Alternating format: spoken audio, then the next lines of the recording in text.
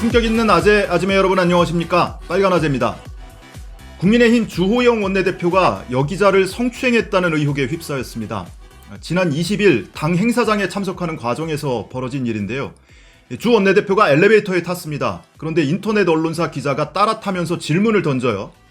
그런데 여기에 대해서 주 원내대표가 답변은 하지 않고 주변 사람들과 함께 여기자를 엘리베이터 밖으로 끌어내립니다. 완력으로 끌어내요. 근데 이 과정에서 이 여기자 코트 속으로 손이 들어와서 가슴을 움켜쥐었다라는 게 이 기자의 주장입니다. 해당 영상을 직접 한번 보시죠. 자, 주 원내대표가 엘리베이터 타고 주변 사람들이 따라 타죠. 뭐 당직자로 보이는 젊은 남성도 있고요. 근데 이 지점에서 이 위쪽에 보시면 젊은 남성이 촬영 기자가 따라 타는 것을 밖으로 밀어냅니다. 그래서 밀려나고 왼쪽으로 여기자가 이렇게 따라 탑니다. 그런데 주 원내대표의 손이 이렇게 가슴에 접촉하는 듯한 장면이 보이죠. 이 부분 자세히 보시면 여기자가 따라 타는데 주 원내대표의 손이 오른쪽 가슴 밑으로 들어가고요. 그리고 손이 접촉을 한 건지 이 코트가 이렇게 웁니다. 위로 들쳐지죠. 그러고 이렇게 밀어냅니다. 예. 이렇게 밀어내면서 결과적으로 주변 사람들과 함께 이 기자를 밖으로 끌어내죠. 엘리베이터 안에만 4명, 밖에 2명이 더 있어요. 그런데 이 과정에서 이 젊은 남성이 뭔가 서류를 들고 있는 젊은 남성의 오른손 쪽을 한번 보시면요. 손끝은 지금 잘 보이질 않는데 이 해당 기자의 가슴 쪽에서 손이 나오죠. 바로 이 장면이 2차 가해다, 두 번째 가해 장면이었다라는 게 이 기자의 주장입니다. 결과적으로는 이 주변 사람들과 함께 이 기자를 다 끌어내고 엘리베이터는 문을 닫게 됩니다.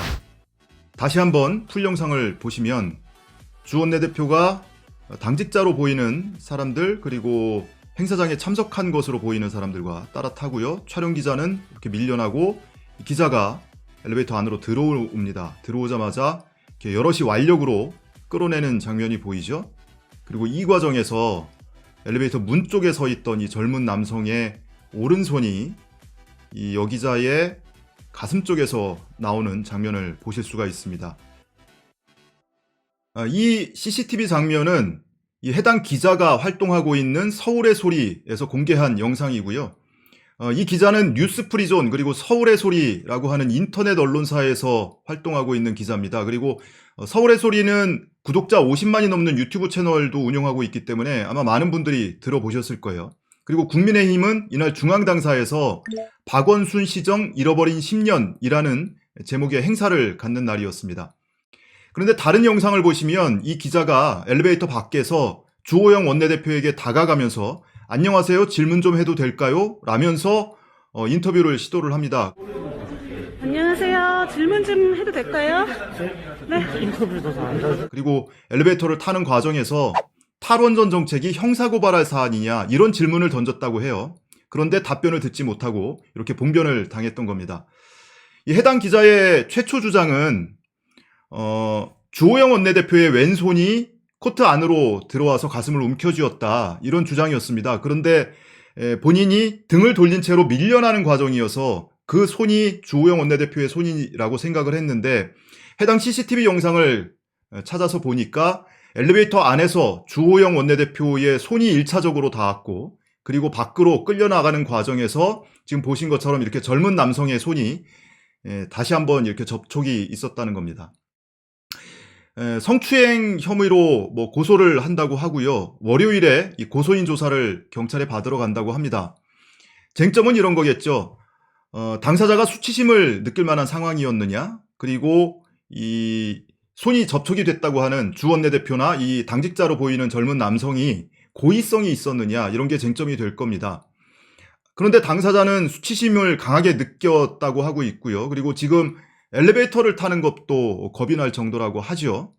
그럼 고의성 여부에 대해서 당연히 뭐 당사자들은 고의적이지 않았어 뭐 이렇게 주장하지 않겠습니까? 근데 관련해서 두 가지 사건이 떠오르는데 하나는 지난 2019년에 문희상 국회의장, 당시 국회의장 방에서 자유한국당 이미자 의원과 접촉이 있었죠.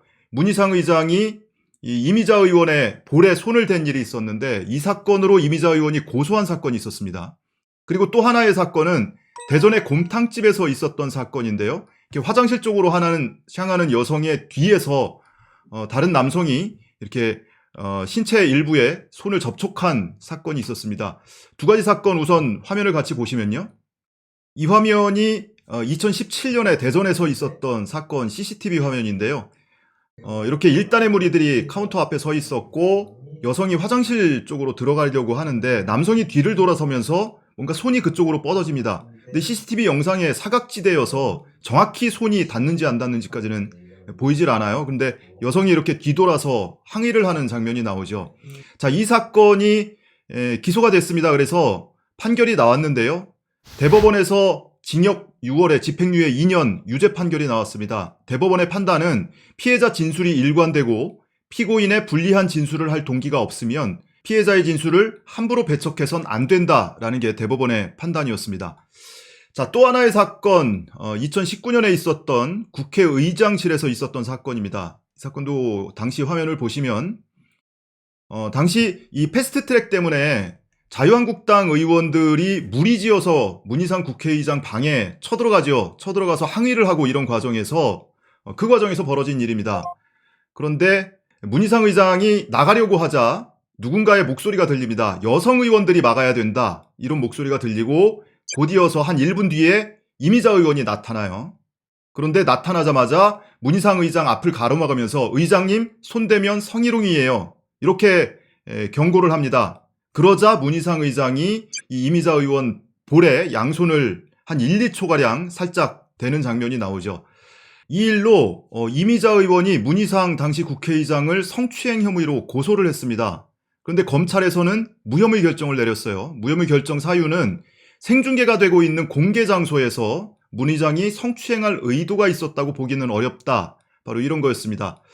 일반인의 시각으로 보면 누군가가 여성 의원들이 막아야 돼 라고 했고 잠시 뒤에 여성 의원인 이미자 의원이 전면에 나서면서 손대면은 성희롱이다, 성추행이다 이런 엄포를 놓고 문희상 의장이 볼에 손을 댔던 겁니다.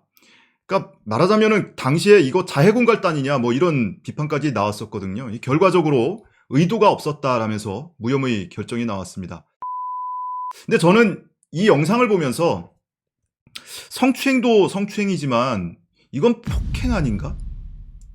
이 여성 기자 한 명이 엘리베이터에 탄 상황이었어요. 촬영을 하고 있는 남성 기자는 엘리베이터 타지 못한 상태로 밀려난 상황이었고요. 그 안에 있던 주호영 원내대표를 비롯한 4명이 밖에 있는 2명과 함께 무려 6명이 이 여기자를 완력으로 끌어내는 장면입니다. 이게 과연 정당성을 인정받을 수 있는 상황인가?